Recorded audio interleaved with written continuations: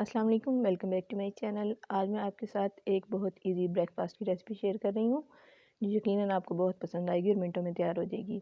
इसके लिए मैंने 2 एग्स लिए, हार्ड बॉयल एग्स हैं इनको, और मैं इसको फोक की मदद से मैश कर लूँगी।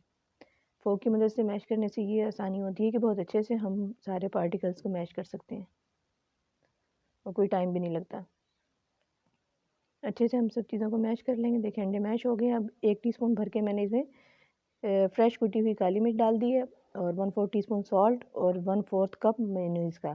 मेयोनीज़ आप अपने हिसाब से डाल सकते हैं, बाद में चेक कर सकते हैं, अगर कम हो तो आप थोड़ी सी और भी ऐड कर सकते हैं। अच्छे से मिक्स कर लेंगे। ये देखें बहुत अच्छे से स्प्रेड तैयार हो गया है। अब मैंने इसके लिए ब्राउन ब्रेड ली है। इसके एक पीस पर मैंने मेयोनीज़ लगा दी है और दूसरे पर जो स्प्रेड हमने तैयार किया है वो लगा दिया है। अच्छे से हम इसको फैला लेंगे पूरे स्लाइस पर और इसको फोल्ड करके इस तरह से हम तैयार कर लेंगे। एजेस को हम काट लेंगे, सब साइड से हम एजेस को काट लेंगे। अगर आपको रेसिपीज़ अच्छी लगती हैं तो लाइक और शेयर कर दिया करें और चैनल पर नए हैं तो सब्सक्राइब कर लें।